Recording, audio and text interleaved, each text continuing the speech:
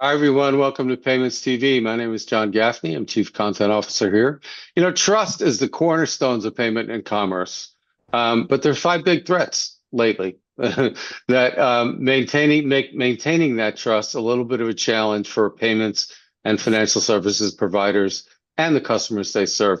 Those risks are credit risk, payment risk, counterparty risk, fraud security risk, and compliance risk. And with me today to talk about where the circle of trust is the strongest and where it might be the most vulnerable in an increasingly digital-first world is Akbar Hussain, TerraPay co-founder. Akbar, thanks so much for joining us. Thank you, John, for having me. Appreciate it. So you live and breathe this for two reasons. First, you're an attorney with expertise in regulation, and second, you lead the regulatory and legal functions for TerraPay. So let's start with this. Of the five risk vectors that I mentioned, which ones keep you awake at night and why? This is a lawyerly response, but all of them really, in as much as they are, fat-tailed, like each of them acts on the other. If you see my point, it's a difference between the traditional example is like, if someone has a terrible accident in a swimming pool, it doesn't affect the neighbor's swimming pool. But if the neighbor has a COVID effect, then it affects everyone, the whole neighbor. And so each of the risk vectors is in the nature of the latter, which is that they each act on one another. And technology, the way it is, it's always being probed and prodded, and we're always sort of anticipating rather than knowing. And I think that's kind of a tricky answer to an excellent question. I'm not trying to be evasive. I'm trying to be sincere. So I don't know if that's helpful. I think to say that they all would keep you up at night is if there's a right answer, that's the one, Akbar. that's the right one. So I think it's fair to say there's no trade-off when it comes to keeping customer trust. But there are ways to use technology to create a better user experience. And where do you think technology and business model innovations have made the biggest difference? Well, to answer that, I'll go back a few years to when we were sort of contemplating our own TerraPay's own tack on this, and where we wanted to play and how we wanted to play. I'll give my own instance, which is that, as you said, I'm a lawyer and a co-founder. It's not a Venn diagram you come across very often. And that is because lawyers are annoying, and to have around in a whiteboarding session, because they'll keep, producing a parade of horribles and questions and hypotheticals, and that gives a very strong data signal as to how we see the world, which is we don't see it as a nuisance or something to be welded on down the road. So before we even talk about technology, which is sort of a ways and means, I want to talk about culture and where we're facing and where we want to go. And there was a lively debate, I might add, as to whether we should just be a pure technology player. There's merit in that. That's not a wrong answer per se. That's a business model which has a lot of legs. We see it all over the world. Or did we want to embrace and acknowledge the fact that every second molecule of the business was regulatory in nature, because we would be moving people's money across borders. And so the psychological and governance impact of walking towards the gunfire of being supervised and regulated, as opposed to being dragged kicking and screaming, I think we've all had enough experience in knowing which of those is better to be in, both from a sobriety of decision-making perspective, but also from a long-term viability perspective and optionality perspective. By virtue of being a licensed and supervised player, you have many, many more ways to serve your customer and add value, as opposed to being a technology plumbing kind of provider. And so those are the sorts of things that we struggled with a lot. It was also our hope and our desire to play and contribute to the our little brick to the larger cathedral of financial inclusion. And what that means is these are people transacting at ticket sizes that perhaps might not be pertinent to you and me. And I think we wanted to really honor that with best-in-class compliance and regulatory overwatch, not just for the inherent reason that it's required by the law, but also because it gives a higher degree of fidelity and finally trust in the system, operational fidelity, deliverability fidelity, et cetera, et cetera. So those are the sorts of thinking that we had in place when we embarked on this journey. And then obviously the movement of money and movement of value is, to our species, it's like movement of people and movement of goods and services and the value associated therewith.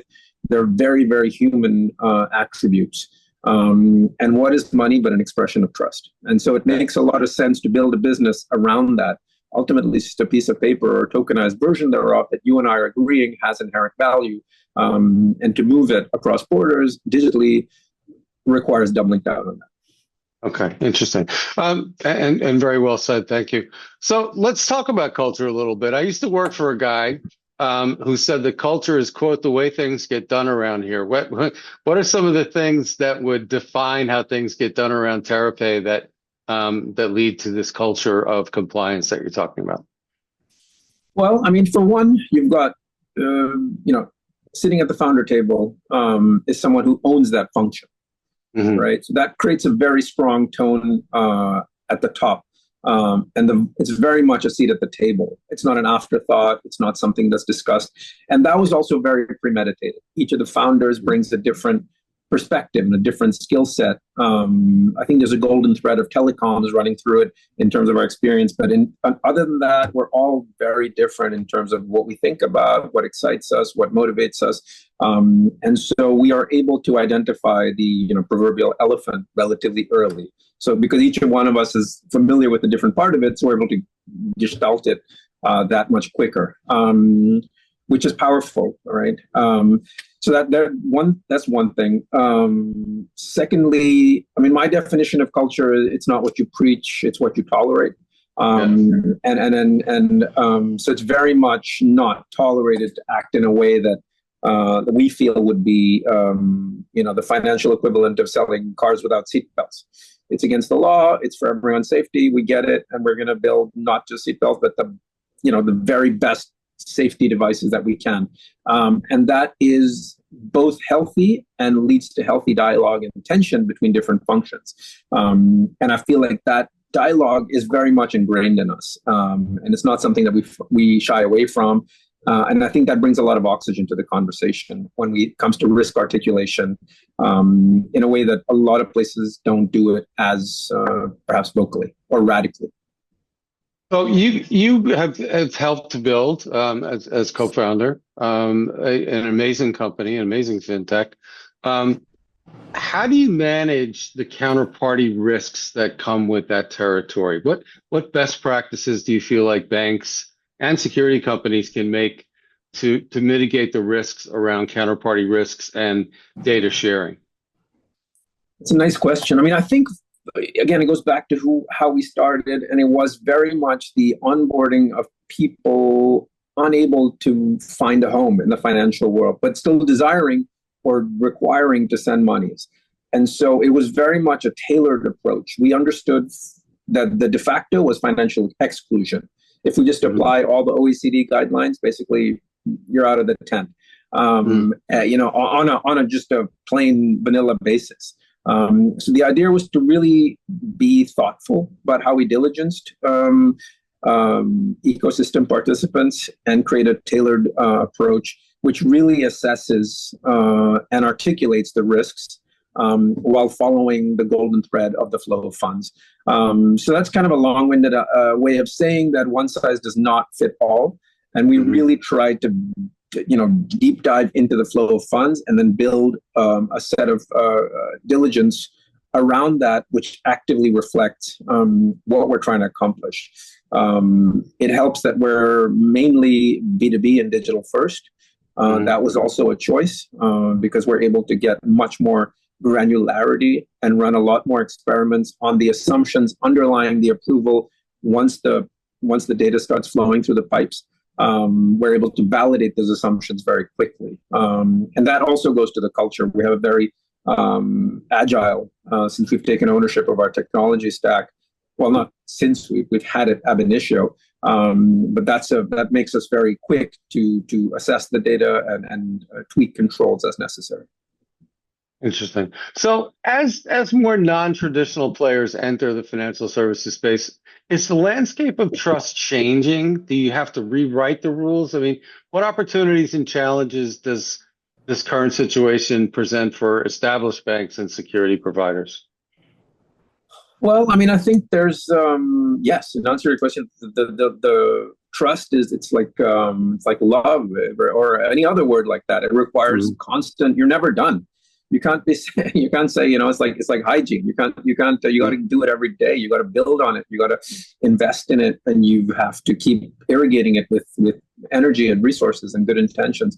And in light of the growing complexity and scale and technological backdoors, you need to keep evolving your controls.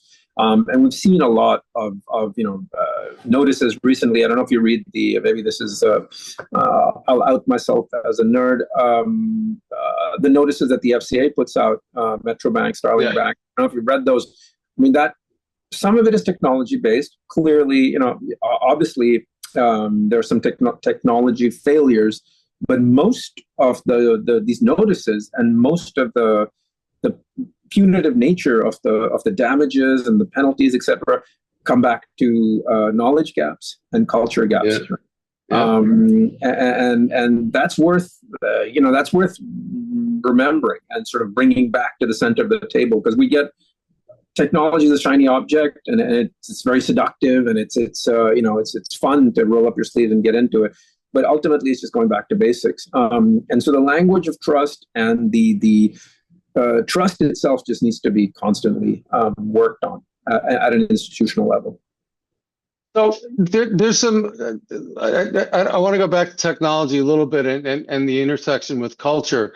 So at TerraPay, like any company, you're dealing with AI, you're dealing with blockchain, you're dealing with some data-based innovations that have shown a little bit of an ability to be out of control. I mean, AI has had its hallucination problems, but so how do you work that in? How do you embrace these new technologies that are clearly going to help this fraud detection for one, but how can they be used to enhance trust in digital payments?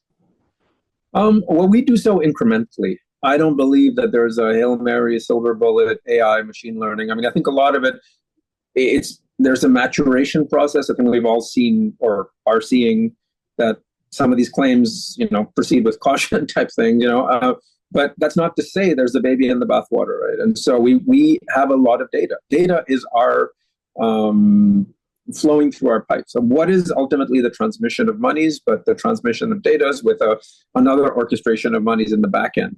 So we have a lot of anonymized and granular data that we can run experiments on, which allow us to sort of assess very quickly, how much value will this kind of filter apply? How many false positives am I getting? Just to give you a very, very from the trenches example. What does it cost me in human hours to assess one of these false positives? How many suspicious transaction reports have I, all these data points to sort of boil down and chew on with a view to driving scalability. And if you can get a technology or a technological catalyst to help you with that and reduce the human intervention, that will generally drive down your per transaction cost, which is ultimately what we're trying to do. In this world, scalability, I was just watching your interview with Bram. I think he said it well, that, to do scalability is basically driving down transaction costs. And if AI or machine learning can help with that or reduce fraud or false positives, then that's something we embrace wholeheartedly. We, trust but verify, basically, on a data-driven basis before we deploy these things. And I think, again, having data sovereignty and technology sovereignty makes us much more agile and much more open to different sorts of use cases. And I think that's what we're trying to do. Is like this: the status quo is financial exclusion, and that's really what we're up against. I see.